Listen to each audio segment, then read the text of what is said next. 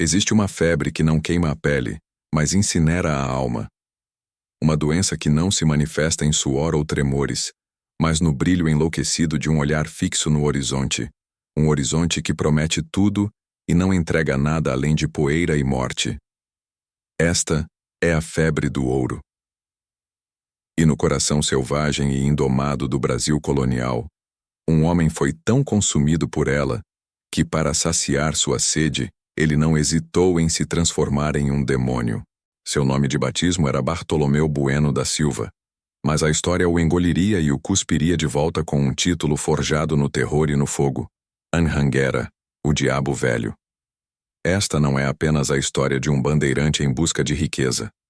Esta é a crônica da desintegração de um homem, a certidão de nascimento de um monstro e a prova de que o verdadeiro inferno não é um lugar para onde vamos depois da morte, mas um estado que construímos dentro de nós mesmos, com tijolos de cobiça e argamassa de crueldade. Vamos testemunhar a jornada de um homem que olhou para o abismo do sertão brasileiro, e o abismo não apenas olhou de volta, mas lhe ofereceu um trono manchado de sangue e ladeado por rios em chamas. Ele acreditava estar caçando um tesouro, mas na verdade, estava sendo caçado por seu próprio destino. Um destino que o marcaria para sempre como a personificação do mal, aos olhos daqueles que ousaram cruzar seu caminho.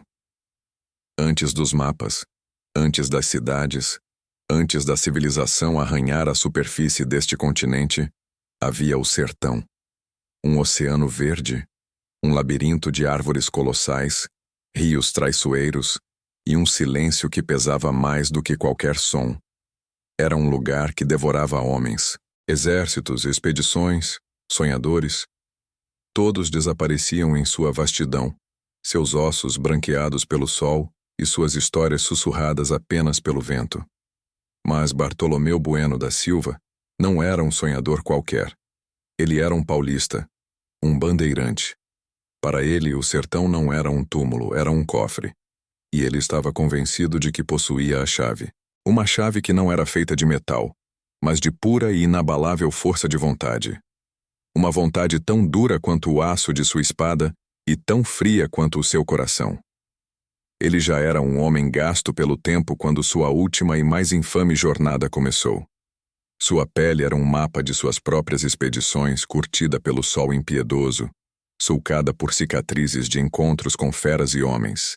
Seus olhos fundos e penetrantes guardavam a memória de décadas vagando por aquele inferno verde, sempre buscando algo que parecia recuar a cada passo que ele dava.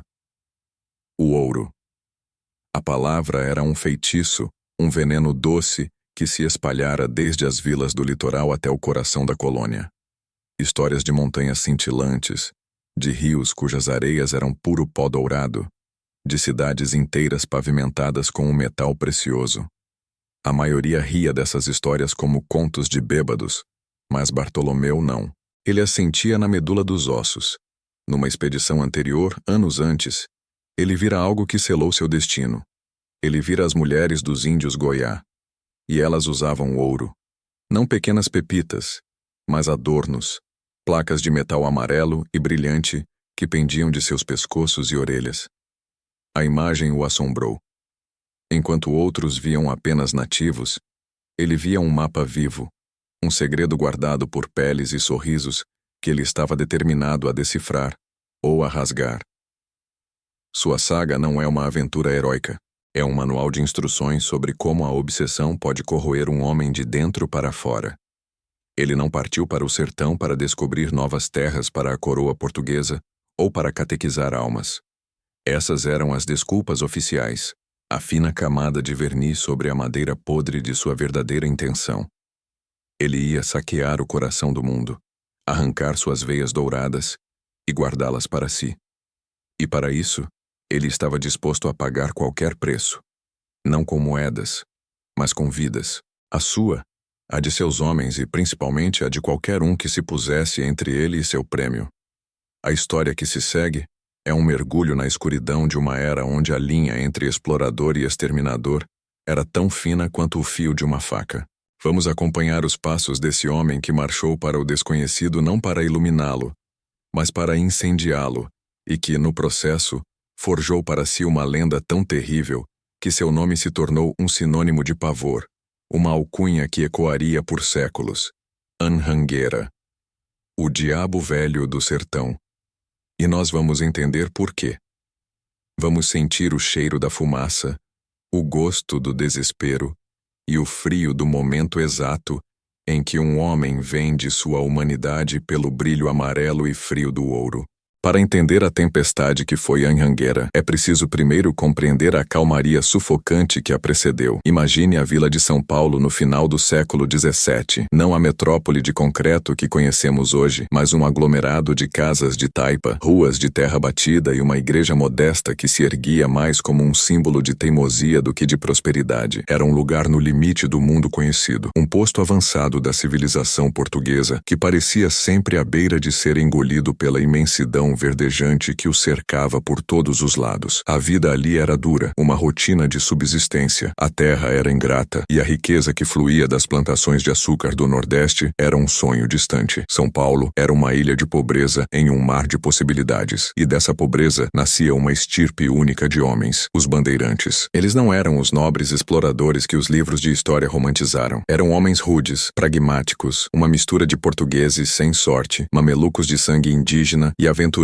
de toda sorte. Eram os únicos que tinham a coragem ou a loucura de se embrenhar no sertão, o grande e aterrorizante interior. Bartolomeu Bueno da Silva nasceu e foi criado nesse caldeirão de ambição e necessidade. Desde cedo, o sertão não era para ele uma abstração, mas o quintal de sua casa. Ele aprendeu a ler suas trilhas, a entender o murmúrio de seus rios, a distinguir o canto do pássaro que anunciava a chuva daquele que alertava para a presença de uma onça. Ele conhecia a fome, a sede, o zumbido incessante dos mosquitos que traziam a febre e a morte. O sertão o moldara, o endurecera, transformando-o num predador. As bandeiras eram o motor econômico daquela região. Expedições que partiam por meses, às vezes anos, com dois objetivos principais: capturar indígenas para vendê-los como escravos e encontrar as lendárias minas de metais preciosos. Bartolomeu participara de inúmeras delas. Vira homens morrerem de formas horríveis, flechados, devorados por animais, consumidos por doenças que apodreciam seus corpos ainda em vida. Ele mesmo matara, escravizara e sobrevivera. Cada retorno a São Paulo era uma pequena vitória contra a morte, mas também um lembrete de seu fracasso. Ele voltava com alguns cativos, talvez peles de animais, mas nunca com o que realmente importava, nunca com o ouro. O conflito central daquele mundo era a cobiça contra a geografia. A coroa portuguesa, endividada e vendo seu império oriental ruir, pressionava desesperadamente pela descoberta de ouro no Brasil. Essa pressão descia como uma cascata, chegando aos ouvidos de homens como Bartolomeu na forma de promessas de títulos, terras e, acima de tudo, riqueza inimaginável. Ele vivia num estado de dormência ansiosa. Sua rotina era a de um veterano. Ele tinha uma família, filhos, uma posição respeitada como um dos homens mais experientes do sertão, mas por baixo da superfície de normalidade, a febre do ouro ardia em fogo baixo. Ele era assombrado pela memória daquela expedição ao território dos Goiá, anos atrás. A imagem daquelas mulheres indígenas, adornadas com o metal que ele tanto cobiçava, era um fantasma que não o deixava em paz. Era a prova de que as lendas eram reais e de que ele, Bartolomeu Bueno da Silva, estivera a poucos passos da glória e a deixara escapar. O ar em São Paulo era pesado com essa frustração coletiva. Os homens olhavam para a serra, para a muralha verde que se erguia a oeste, e a viam não como natureza, mas como um cofre trancado. E Bartolomeu, envelhecendo, sentia o tempo escorrer por entre seus dedos. Ele não queria morrer como mais um bandeirante que falhou, um velho contando histórias de quase ao redor de uma fogueira. Ele queria que seu nome fosse sinônimo de sucesso, de poder. Ele queria ser o homem que finalmente arrombou o cofre do sertão. Aquele mundo, antes da crise, era um barril de pólvora. A pobreza, a pressão da coroa, a brutalidade normalizada da cultura bandeirante e, no centro de tudo, a obsessão pessoal de um homem que se recusava a aceitar seu destino. Faltava apenas a faísca. Toda grande tragédia começa com uma única decisão, um momento em que a estrada da vida se bifurca e uma alma, cega pela esperança ou pela ganância, escolhe o caminho que leva ao precipício. Para Bartolomeu Bueno da Silva, esse momento não chegou com um trovão ou um sinal dos céus, mas numa noite comum, no silêncio de sua casa de taipa, enquanto o mundo dormia. Ele já passava dos 70 anos, uma idade em que a maioria dos homens de seu tempo já estava morta ou se contentava em ver o sol nascer e se pôr. Mas o corpo de Bartolomeu, em embora envelhecido, ainda abrigava um espírito inquieto, uma chama que se recusava a apagar. Era a chama da obsessão. Naquela noite, a memória do ouro dos Goiá o assaltou com uma força avassaladora. Ele se via novamente naquele acampamento distante, o brilho amarelo nos pescoços e orelhas das mulheres indígenas, um brilho que zombava de sua pobreza, de suas mãos vazias. Ele sentiu o peso de seus fracassos, as décadas de caminhadas infrutíferas, os companheiros perdidos para o sertão, e sentiu, acima de tudo, o medo de ser esquecido, o medo de que seu nome se dissolvesse no tempo como tantos outros. Foi nesse instante que a hesitação se quebrou. A prudência, a voz da razão que lhe dizia que era velho demais, que o risco era imenso, foi silenciada por um grito de pura e obstinada vontade. Ele não morreria ali, naquela vila poeirenta. Ele faria uma última aposta, a maior de todas. Na manhã seguinte, Bartolomeu era um homem transformado. Havia uma nova luz em seus olhos, uma determinação que parecia rejuvenescer seu corpo cansado. Ele convocou seu filho, um jovem também chamado Bartolomeu Bueno da Silva, um rapaz de 16 anos que via no pai um herói, um gigante. A decisão de levar o filho foi a primeira peça no tabuleiro de sua tragédia particular. Ele não estava apenas arriscando sua vida, mas também o futuro de sua linhagem, atrelando o destino do rapaz ao seu próprio sonho febril. Ele foi de porta em porta, usando sua reputação e sua lábia para recrutar homens. Falou do ouro não como uma possibilidade, mas como uma certeza. Ele pintou quadros vívidos das riquezas que os aguardavam, omitindo deliberadamente os perigos que ele conhecia tão bem. Prometeu glória aos jovens, fortuna aos endividados, poder aos ambiciosos. Ele se tornou um profeta da cobiça. Reuniu sua tropa, um bando heterogêneo de mamelucos experientes, jovens paulistas em busca de aventura e indígenas aliados que serviriam como guias e batedores. Vendeu o que tinha, endividou-se para comprar mantimentos, armas e pólvora. Ele estava apostando tudo: sua casa, seu nome, seu filho, sua própria vida. O ponto de virada foi selado quando a bandeira se pôs em marcha. Uma longa serpente de homens e mulas deixando para trás a segurança relativa de São Paulo e adentrando o verde desconhecido. Cada passo para dentro do sertão era um passo sem volta. Bartolomeu, cavalgando na frente, não olhou para trás. Seus olhos estavam fixos no oeste, onde o sol se punha, o mesmo sol que em sua mente era feito do mesmo material que ele ia buscar. A decisão estava tomada, o destino fora selado. Ele não era mais apenas Bartolomeu Bueno da Silva, o bandeirante. Ele era o comandante de uma caçada ao tesouro, um general em guerra contra a natureza. Ele partira como um homem em busca de ouro, sem saber que, no final daquela jornada, o único tesouro que encontraria seria um novo e terrível nome. A jornada para o coração do Brasil era uma descida lenta e gradual ao inferno. O sertão não se revelou um inimigo que ataca de frente com exércitos e muralhas, mas um adversário insidioso que mina a força e a sanidade pouco a pouco, dia após dia. As primeiras semanas foram uma luta contra o próprio ambiente. Trilhas que desapareciam em meio à vegetação densa, forçando os homens a abrir caminho a facão. Um trabalho exaustivo que os deixava encharcados de suor e cobertos de picadas de insetos. Rios caudalosos e cheios de piranhas precisavam ser cruzados em canoas improvisadas, sempre sob o risco de uma virada súbita que levaria homens e suprimentos para o fundo. A comida começou a escassear mais rápido do que o previsto. A caça era arisca e os mantimentos que trouxeram começaram a estragar sob o calor e a umidade. A fome se tornou uma companheira constante, um roer no estômago que tornava os homens irritadiços e fracos. Depois veio a doença, a febre, a malária, a disenteria. Homens fortes que haviam partido de São Paulo cheios de bravatas, agora tremiam de frio sob o sol escaldante ou se contorciam de dor, seus corpos se desfazendo lentamente. Bartolomeu via seus homens caírem um a um. Ele os enterrava em covas rasas, marcadas com uma cruz tosca, e ordenava que a marcha continuasse. Havia uma frieza calculada em suas ações. A perda de um homem era lamentada não como a perda de um companheiro, mas como a perda de um recurso, um par de braços a menos para lutar e carregar. Seu filho, o jovem Bartolomeu, via tudo com olhos arregalados. O idealismo da partida dava lugar ao horror da realidade. Ele via o pai não mais como um herói, mas como um líder implacável, cuja obsessão parecia eclipsar qualquer traço de compaixão. O conflito escalou quando encontraram os primeiros sinais dos Goiá. Eram pegadas, restos de fogueiras, uma flecha cravada em uma árvore. A tensão na tropa aumentou. O medo do desconhecido foi substituído pelo medo do confronto iminente. Finalmente, eles os avistaram. Um grupo de caçadores Goiá que os observava da segurança da floresta. O primeiro contato foi tenso. Bartolomeu, usando intérpretes, tentou uma abordagem pacífica. Ele ofereceu presentes, espelhos, facas, contas de vidro. Os Goiá aceitaram os presentes presentes com desconfiança, e foi então que Bartolomeu viu novamente. Uma das mulheres do grupo usava um pequeno adorno de ouro. A febre, que estava adormecida pela dureza da viagem, voltou com força total. Ele começou a perguntar sobre o ouro, de onde vinha, onde estavam as minas. Os goiás se fecharam, seus rostos se tornaram máscaras impenetráveis. Eles apontavam para o sol, para o rio, para todos os lugares e para lugar nenhum. Eles sabiam o valor que aquele metal tinha para os homens brancos e sabiam que revelar sua fonte seria sua ruína. A escalada do conflito se transformou num impasse. A bandeira acampou perto da aldeia Goiá, numa guerra fria em pleno sertão. Os dias se arrastavam. A desconfiança crescia de ambos os lados. Os homens de Bartolomeu, famintos e doentes, começavam a se desesperar. Eles viam o ouro nos corpos dos indígenas e a frustração se transformava em raiva. Eles queriam tomar o que lhes fora prometido. Bartolomeu sentiu que estava perdendo o controle. Sua abordagem pacífica falhara. Seus homens estavam à beira de um motim. O sertão o havia enfraquecido. A fome o havia humilhado. E agora, a teimosia dos Goiá o estava encurralando. Ele estava a um passo de seu objetivo, e um muro de silêncio o impedia de alcançá-lo. A aposta que ele fizera em São Paulo estava prestes a ser perdida. Ele olhava para o rosto de seu filho e via a decepção. Olhava para seus homens e via a acusação. Olhava para os Goiá e via o desafio. Foi ali, naquele acampamento sufocante, cercado por uma floresta que parecia rir de seu fracasso, que a escuridão dentro de Bartolomeu começou a tomar forma. A paciência acabara. A diplomacia falhara. Restava apenas a força. Restava apenas o terror. A noite caiu sobre o acampamento como um sudário. A escuridão no sertão não é vazia. Ela é densa, viva, preenchida pelos sons de milhares de criaturas invisíveis. O ar era pesado, úmido, carregado com o cheiro de terra molhada e da fumaça da fogueira central que lançava sombras dançantes e grotescas sobre os rostos dos homens. De um lado, os bandeirantes, espectros de si mesmos, com a pele repuxada sobre os ossos, os olhos fundos brilhando com uma mistura de fome, medo e uma raiva latente. Do outro, os Goiá, convocados para uma última conversa, seus corpos pintados para a ocasião, seus rostos impassíveis, mas seus olhos alertas, traindo a tensão que crepitava no ar com a mesma intensidade das chamas. No centro de tudo estava Bartolomeu Bueno da Silva. O velho bandeirante não parecia mais um líder de expedição, mas um sumo sacerdote de um culto profano. O tempo da negociação havia terminado. Seu rosto era uma máscara de determinação gélida. O clímax de sua vida, o momento que o definiria para toda a eternidade, estava prestes a começar, e ele o orquestrou com a precisão de um carrasco. O silêncio se aprofundou. O único som era o estalar da lenha. Bartolomeu se moveu lentamente, cada gesto deliberado e teatral. Ele pegou uma cuia de barro, um objeto simples, cotidiano. Seus movimentos eram tão calmos que pareciam ainda mais ameaçadores. Ele a ergueu para que todos vissem. Então, de um odre, ele derramou um líquido claro dentro da cuia. Era aguardente, a cachaça que eles carregavam como remédio e consolo. Mas para os olhos dos Goiá, que nunca haviam visto a bebida destilada, aquilo era apenas água. O ar ficou ainda mais pesado. O que aquele velho pretendia? Bartolomeu ergueu a cuia novamente. Sua voz, quando falou, não era alta, mas cortou o silêncio como uma lâmina. Através de seu intérprete, as palavras ecoaram pela clareira, frias e cheias de um poder primordial. Ele disse que já havia pedido, e que sua paciência, como a água em seus rios, tinha um fim. Ele exigia, pela última vez, que lhe mostrassem a fonte do metal amarelo. Se recusassem, ele prometeu que faria com todos os rios da terra deles o mesmo que faria agora com a água naquela cuia. O chefe Goiá o encarou, seu rosto uma fortaleza de orgulho e desafio. Um não silencioso pairou no ar. Bartolomeu deu um leve sorriso, um repuxar de lábios que não alcançou seus olhos. Era o sorriso de um homem que sabia que sua armadilha estava prestes a se fechar. Com um movimento lento, ele pegou um tição da fogueira. A ponta vermelha brilhava na escuridão, um olho de brasa. Ele aproximou o tição da cuia. Por um segundo nada aconteceu. Então, um whoosh, súbito e fantasmagórico. Uma chama azul e amarela irrompeu da superfície do líquido, dançando de forma etérea, sobrenatural. O fogo queimava, mas o líquido não evaporava. Era fogo sobre a água. Um milagre profano. Um grito coletivo de puro terror rasgou a noite. Os Goiá recuaram, seus rostos antes impassíveis agora contorcidos em pânico e assombro. Aquilo que viam desafiava todas as leis da natureza que conheciam. A água não pegava fogo. Aquilo não era obra de um homem. Era feitiçaria. Era o poder de um deus ou de um demônio. Bartolomeu manteve a cuia em chamas erguida, seu rosto iluminado por baixo pela luz fantasmagórica, suas feições transformadas numa caricatura demoníaca. Naquele instante, aos olhos olhos aterrorizados dos Goiá, ele deixou de ser um homem velho e teimoso. Ele se tornou uma entidade, um ser capaz de queimar os rios, de secar suas fontes de vida, de trazer um apocalipse de fogo e sede sobre seu povo. Foi nesse momento de pavor absoluto que a palavra nasceu, sussurrada de boca em boca como uma prece desesperada. Anhanguera, o diabo velho, o espírito antigo e maligno. O nome grudou nele, uma segunda pele forjada pelo medo que ele tão brilhantemente fabricara. O chefe Goiá quebrado caiu de joelhos. O orgulho se desfez diante do poder sobrenatural. Ele apontou com a mão trêmula na direção das montanhas. Ele revelaria o segredo. Ele entregaria o coração de sua terra para salvar seu povo do diabo velho. Bartolomeu apagou a chama com um sopro, mergulhando a cena de volta na penumbra. Ele havia vencido, mas no silêncio que se seguiu, no olhar de seu próprio filho que o via agora não com admiração, mas com um medo recém-descoberto, Bartolomeu Bueno da Silva, o homem, começou a morrer, dando lugar em definitivo à lenda de Anhanguera. A vitória de Anhanguera foi tão absoluta quanto macabra. O terror psicológico que ele infligiu quebrou a espinha dorsal da resistência Goiá. A partir daquela noite, eles não eram mais adversários, mas servos aterrorizados. Guiados pelos indígenas agora dóceis, a bandeira marchou por mais alguns dias, a expectativa crescendo a cada passo, até que finalmente chegaram. Não era uma cidade de ouro, nem um rio cujas areias eram o metal puro. Era um veio de rocha, um lugar discreto nas margens de um rio que mais tarde seria batizado de Rio Vermelho. Mas para os olhos famintos dos bandeirantes era o paraíso. O que se seguiu foi uma explosão de euforia febril. Homens que mal conseguiam andar agora trabalhavam com uma energia maníaca, cavando, quebrando pedras, lavando a terra nas bateias. O som das picaretas ecoava pelo vale, uma música dissonante de cobiça. As primeiras pepitas que brilharam no fundo das gamelas foram recebidas com gritos de alegria selvagem. Eles haviam conseguido. A promessa de Bartolomeu se cumprira. A dureza da jornada, os amigos mortos, a fome, tudo foi momentaneamente esquecido, lavado pela visão do ouro. O próprio Anhanguera supervisionava tudo com uma satisfação sombria. Ele não participava do trabalho braçal, apenas observava, o arquiteto do sucesso, enquanto seus homens e os Goiá, forçados a ajudar, arrancavam as entranhas da terra. Ele havia se tornado o que sempre quis ser, o mestre, o senhor do ouro. Após acumularem uma quantidade significativa do metal, a ordem para o retorno foi dada. A viagem de volta foi tão brutal quanto a de ida, mas o humor era diferente. O peso do ouro nas mulas parecia dar força aos homens. Eles não eram mais miseráveis em busca de um sonho. Eram conquistadores retornando com seu butim. A chegada da bandeira de Anhanguera a São Paulo foi um evento cataclísmico. A notícia se espalhou como fogo em palha seca. Quando a tropa emaciada, suja e barbuda marchou pelas ruas da vila, mostrando as sacolas pesadas de ouro, a população entrou em delírio. Eles não eram vistos como homens que aterrorizaram um povo, mas como heróis que haviam triunfado sobre o sertão e trazido a prosperidade. Bartolomeu Bueno da Silva, agora universalmente conhecido como Anhanguera, tornou-se a maior celebridade da colônia. Sua história, especialmente o episódio da aguardente em chamas, foi contada e recontada, cada vez mais exagerada, transformando-o numa figura mítica. Ele era o homem que dobrara a natureza e os selvagens à sua vontade. Ele recebeu títulos da coroa, terras e o respeito que tanto almejara. Ele era rico, famoso e poderoso, mas a consequência mais profunda não foi a riqueza, mas a lenda. O nome Anhanguera se tornou um símbolo. Para a sociedade colonial, representava a coragem, a astúcia e o espírito desbravador. Era a prova de que o homem branco, com sua inteligência e determinação, poderia domar aquele mundo selvagem. Para os povos indígenas, no entanto, o nome se tornou um sinônimo de destruição, engano e do início do fim. A descoberta do ouro por Anhanguera desencadeou uma corrida desenfreada para aquela região. Novas bandeiras, muito maiores e mais brutais, seguiram seus passos. O território dos Goiá foi invadido, suas terras tomadas, seu povo escravizado ou morto por doenças. Em poucas décadas, a nação Goiá, que havia vivido ali por séculos, foi virtualmente exterminada, sua cultura apagada da história, sobrevivendo apenas no nome que deram ao seu algoz e ao estado que seria fundado sobre suas ruínas, Goiás. Anhanguera conseguira tudo o que queria, mas o preço de sua glória foi o aniquilamento de um povo inteiro. Ele construiu seu legado sobre um cemitério, e a fama que o imortalizou foi a mesma que assinou a sentença de morte de milhares. A história principal parece terminar aqui. O velho bandeirante alcança a glória, morre rico e famoso, e seu nome entra para a história. Mas o sertão, como um credor paciente, sempre cobra suas dívidas, e a maldição do ouro, uma vez liberada, não se contenta com uma única geração. A reviravolta mais sombria e irônica da saga de Anhanguera Anhanguera não está em sua vida, mas na de seu filho. O jovem Bartolomeu Bueno da Silva Filho, aquele rapaz de 16 anos que testemunhou com horror e admiração a transformação de seu pai em um demônio, cresceu à sombra de uma lenda. Ele viveu sua vida inteira ouvindo as histórias do grande Anhanguera, o homem que fazia rios pegarem fogo. O ouro que seu pai trouxera, embora significativo, dissipou-se com o tempo, e a família não manteve a proeminência que a fama do patriarca sugeria. O mais cruel, porém, foi que a localização exata das minas dos Goiá se perdeu novamente. O velho Anhanguera morreu levando parte do segredo consigo, e as trilhas no sertão são efêmeras. O filho, agora um homem maduro, tornou-se obcecado, não pela riqueza em si, mas por algo muito mais profundo, por recriar a glória do pai, por provar que o sangue de Anhanguera ainda corria forte em suas veias. Ele herdara o nome, a reputação e, mais perigosamente, a obsessão. 40 anos depois da expedição original, o segundo Anhanguera organizou sua própria bandeira. Sua missão, refazer os passos do pai e reencontrar as minas perdidas. Foi uma jornada fantasmagórica, uma tentativa de reviver o passado. Ele usou os relatos do pai como um mapa, caçando os mesmos rios, as mesmas serras, e, inacreditavelmente, ele conseguiu. Ele encontrou os descendentes dos Goiá, já subjugados e diminuídos, e, usando a fama aterrorizante do nome de seu pai, conseguiu que o levassem de volta ao local exato. Ele redescobriu as minas. O sucesso foi estrondoso. A notícia chegou à coroa, que desta vez agiu rapidamente. O segundo Anhanguera foi nomeado Capitão Mor e supervisionou a fundação do primeiro assentamento permanente na região, a Vila Boa de Goiás. Ele estava no auge, tinha superado o pai. Ele não apenas encontrou o ouro, mas fundou uma cidade. A ironia, no entanto, estava apenas começando. A coroa portuguesa, tendo garantido o controle sobre as minas, não tinha mais uso para um bandeirante poderoso e independente. A burocracia do império, com seus governadores e funcionários reais, chegou para assumir o controle. O segundo Anhanguera, o fundador, o herdeiro da lenda, começou a ser sistematicamente isolado. Suas prerrogativas foram retiradas, suas ordens ignoradas. Ele, que se via como o senhor daquelas terras, foi reduzido a uma figura decorativa. A cobiça que ele herdara do pai se voltou contra ele. Ele protestou, exigiu os direitos que acreditava ter, mas foi em vão. Ele era apenas uma ferramenta que já havia cumprido seu propósito. O diabo velho, seu pai, usou o terror para obter o ouro e morreu coberto de glória. O filho, que seguiu a mesma receita, encontrou o ouro apenas para que ele lhe fosse tirado pelas mãos burocráticas daqueles a quem servia. O epílogo de sua vida é de uma tristeza patética. Bartolomeu Bueno da Silva Filho, o segundo Anhanguera, o homem que redescobriu Goiás, morreu na mesma Vila Boa que fundou. Morreu pobre, amargurado e esquecido pelas autoridades. Ele passou seus últimos dias como um fantasma de seu próprio sucesso, vendo outros enriquecerem com o ouro que ele encontrara. A saga de Anhanguera é, portanto, uma tragédia em 2 atos. O pai se tornou um demônio para alcançar a glória e foi imortalizado por seu pecado. O filho tentou imitar o demônio para herdar a glória, mas foi consumido pela realidade, morrendo como um homem quebrado. O ouro que o pai arrancou da terra com fogo e terror acabou por devorar a alma de seu próprio herdeiro, provando que a febre do ouro, uma vez contraída, é uma doença hereditária e terminal. E assim, a fumaça se dissipa e o que resta é o legado de cinzas de Anhanguera. A história de Bartolomeu Bueno da Silva é um espelho sombrio da própria fundação do Brasil. Uma narrativa construída sobre a premissa de que a civilização precisa ser imposta com violência e que o progresso justifica qualquer atrocidade. Ele partiu em busca de um tesouro material, mas no processo cunhou um tesouro imaterial, uma lenda de poder e terror tão potente que sobreviveu séculos. A ironia suprema é que hoje o nome Anhanguera batiza uma das maiores e mais importantes rodovias do país. Milhares de pessoas viajam por ela todos os dias, passando por cidades e terras que um dia foram o palco da fúria daquele homem, a maioria sem fazer ideia do rastro de sangue e fogo associado àquele nome. O diabo velho não foi esquecido, ele foi normalizado, absorvido pela paisagem, transformado de uma figura de terror em um simples ponto no mapa. A saga de pai e filho nos mostra a natureza devoradora da cobiça. O pai alcançou o topo ao se tornar um monstro, mas sua monstruosidade plantou a semente da ruína de seu filho, que tentou vestir a pele do monstro sem ter a mesma sorte. No final, o sertão venceu. Ele deu o ouro, mas cobrou um preço em almas, e a família Bueno da Silva pagou a dívida com juros. A história de Anhanguera nos força a perguntar: o que celebramos quando damos a um herói o nome de um demônio? Glorificamos a coragem e a determinação, ou inconscientemente aplaudimos a crueldade e a ganância que pavimentaram seu caminho? O diabo velho do sertão pode pode ter morrido há muito tempo, mas a febre do ouro, a ideia de que os fins justificam os meios, essa é uma doença que ainda corre em nossas veias. O que você acha? Anhanguera foi um herói visionário que abriu as fronteiras de uma nação ou um vilão cuja brutalidade manchou para sempre a nossa história? A resposta talvez diga mais sobre nós do que sobre ele. Se histórias como essa, que exploram os cantos mais escuros do passado, te fascinam, não se esqueça de deixar o seu like, se inscrever no canal e ativar as notificações. A história está cheia de monstros, e nós estamos aqui para contar a história de cada um deles.